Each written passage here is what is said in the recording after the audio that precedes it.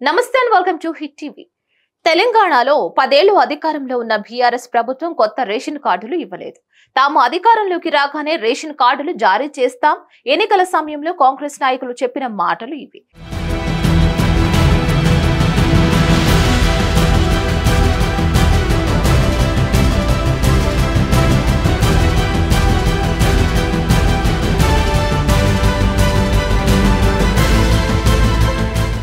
అధికారంలోకి వచ్చి 70 రోజులు గడిచిన ప్రభుత్వం మాత్రం రేషన్ కార్డుల జారీపై ఎలాంటి నిర్ణయం తీసుకోలేదు. రోజుకో అప్డేట్ వినిపిస్తున్న అన్ని పథకాలకు అవసరమయ్యే రేషన్ కార్డుల జారీపై ప్రభుత్వం మాత్రం అధికారిక ప్రకటన జారీ చేయడం లేదు. ఇక దీంతో ఇప్పటికే అభయహస్తం దరఖాస్తు చేసుకున్న వారు ఆందోళన చెందుతున్నారు. కొత్త రేషన్ కార్డులు ఎప్పటి నుంచో వస్తాయి, ఎలా అప్లై చేసుకోవాలి అనే అంశంపై చాలా మందిలో గందరగోళం నెలకొంది.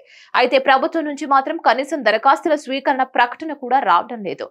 ఎమ్మెల్యేలు అదిగో ఇదిగో అని ప్రకటిస్తున్నారు, కానీ అధికారిక ఉత్తర్వులు మాత్రం రావడం లేదు.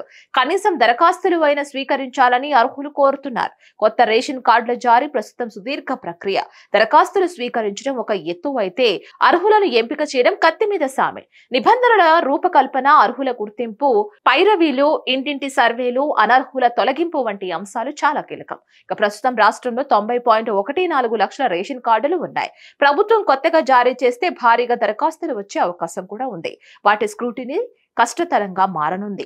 ఇదిలా ఉంటే ప్రభుత్వం ఎన్నికల సమయంలో ఇచ్చిన 6 గ్యారంటీలకు రేషన్ కార్డు తప్పనిసరి చేసింది. ప్రస్తుతం 200 యూనిట్ల ఉచిత విద్యుత్ సబ్సిడీ, గ్యాస్ తో పాటు ఆరోగ్యశ్రీ, యువతులకు స్కూటీలు, ఇందిరమ్మ ఇళ్లకు రేషన్ కార్డు తప్పనిసరి చేసింది.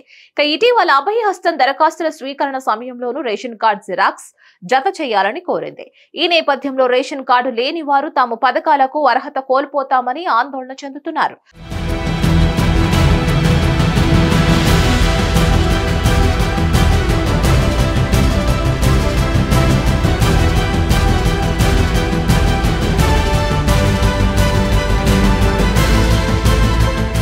మరోవైపు ప్రజాపాలన దరఖాస్తుల సమయంలో 20 లక్షల మంది తమకు రేషన్ కార్డు కావాలని దరఖాస్తుపై పేర్కొన్నారు.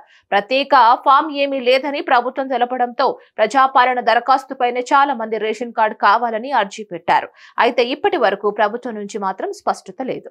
దీనిపై మరిన్ని అప్డేట్స్ కోసం please like, share and subscribe to hit TV.